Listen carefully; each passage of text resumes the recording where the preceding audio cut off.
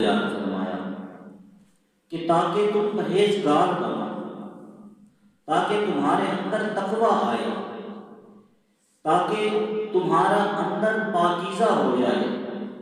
یہ روح روزہ ہے۔ اگر یہ فوائد، یہ ثمرات روزہ دار کو حاصل نہیں ہو رہے تو جو روح روزہ ہے وہ انسان کو نہیں مل رہی۔ کھانے پینے سے تو وہ باز رہا، اپنی خواہشات کو پورا کرنے سے باز رہا، لیکن جو مقصد روزہ ہے، مقصد صوم ہے، وہ اس کو حاصل نہیں۔ روزہ صرف یہ نہیں ہے کہ انسان صبح صادق سے لے کر غروب آفتاب تک کھانے پینے سے باز آ جائے، یا ہم بستری سے رکا رہے، بلکہ انسان تقویٰ اور طہارت حاصل کرے۔ یہ روح ہے۔ جھوٹ سے، چغلی سے، غیبت سے، حسد سے، تکبر سے، ان چیزوں سے پاک رہے۔ اپنی زبان کو غیبت سے پاک رکھے، کانوں کو غیبت سننے سے پاک رکھے، اور قدم کو برائی کی طرف چلنے سے پاک رکھے، ہاتھوں کو برائی کی طرف بڑھنے سے روک کے رکھے۔ یہ روزہ ہے۔ اپنی آنکھ کا روزہ رکھے، کان کا روزہ، زبان کا روزہ، دل کا روزہ، خیالات کا روزہ، کہ ہر چیز کا روزہ ہو، صرف پیٹ کا روزہ نہ ہو۔ ہمارے ہاں یہ بڑی بہادری سمجھی جاتی ہے کہ جی میرا روزہ ہے۔ روزہ کیا ہے؟ صبح سحری کھا لی، مغرب کے وقت افطاری کر لی۔ بھائی یہ فرض تو آپ کے ذمے سے ثابت ہو گیا، لیکن جو کچھ آپ نے اس سے حاصل کرنا تھا وہ حاصل نہیں کیا آپ نے۔ آپ نے اس سے کیا حاصل کرنا تھا؟ تقویٰ حاصل کرنا تھا۔ روزے سے کیا حاصل کرنا تھا؟ اللہ کا قرب حاصل کرنا تھا۔ روزے سے کیا حاصل کرنا تھا؟ پاکیزگی، دل کی پاکیزگی حاصل کرنی تھی۔ روزے سے کیا چیز حاصل کرنی تھی؟ زبان کی صداقت حاصل کرنی تھی۔ روزے سے کیا؟ آنکھ کی حیا حاصل کرنی تھی۔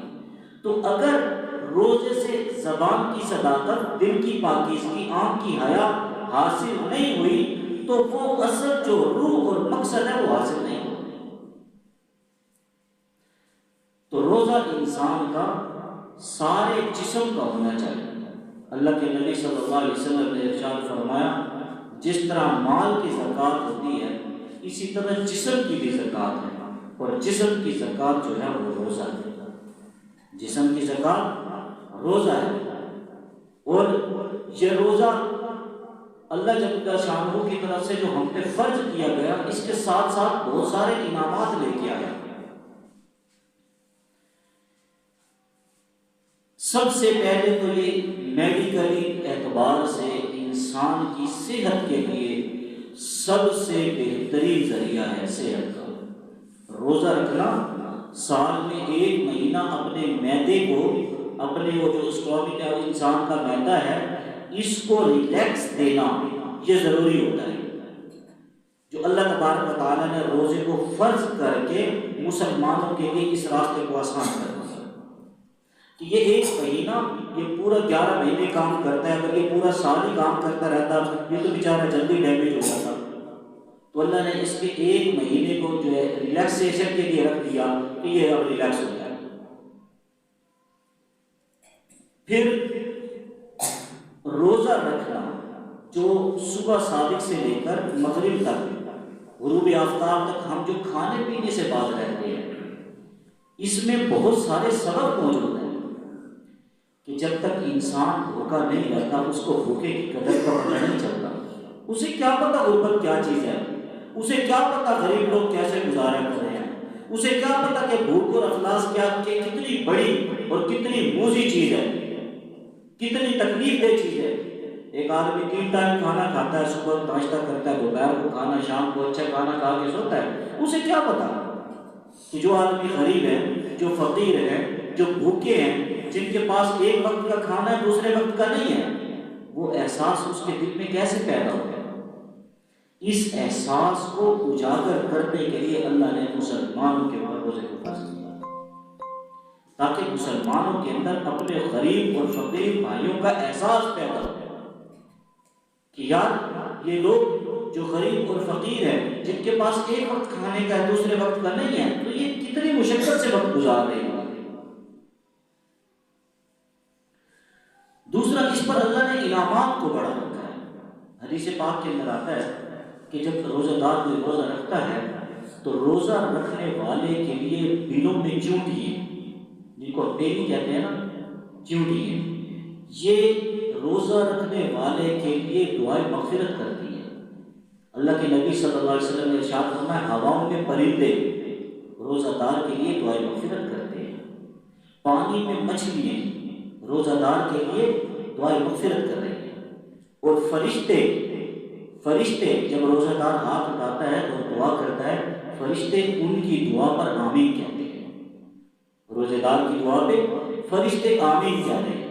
اور اللہ کے نبی نے فرمایا کہ روزہ دار کے منہ سے جو سمیل، معدہ کے بھوکا رہنے کی وجہ سے جو بدبو آتی ہے منہ سے، فرمایا کہ یہ جو منہ کی سمیل ہے، بدبو ہے، اللہ کو مشک اور عنبر سے بھی زیادہ محبوب ہے۔ روزہ دار کے منہ کی جو سمیل ہے اللہ کو اتنی محبوب ہے کہ وہ مشک اور عنبر، یعنی کسی بھی اچھی سے اچھی بہترین خوشبو سے زیادہ اللہ کو یہ محبوب ہے۔ یہ ساری چیزیں، ساری فضیلتیں کیوں ہیں؟ اس کی ایک خاص وجہ ہے کہ دوسری عبادات میں، مثلا نماز ہے، حج ہے، زکوٰۃ ہے، ان عبادات میں انسان کے اندر ریاکاری جلدی سے پیدا ہو سکتی ہے، ریاکاری کا سبب جلد پیدا ہو جاتا ہے۔ روزہ ایک خاص ایسی عبادت ہے جو بندے اور اللہ کے درمیان ایک راز ہے۔ اللہ اور اس کے بندے کے درمیان یہ ایک راز ہے، کسی کو نہیں پتا ہوتا۔ میں ساری دنیا کو بتاتا پھروں کہ میرا روزہ ہے اور چھپ کے میں پانی پی لوں، کھانا کھا لوں، کسی کو پتہ کوئی یقین کرے گا کہ میں کھانا کھا رہا ہوں، میں پانی پی رہا ہوں؟ نہیں کرے گا۔ یہ بندے اور اس کے رب کے درمیان ایک راز ہے جو کسی کو نہیں پتا ہوتا۔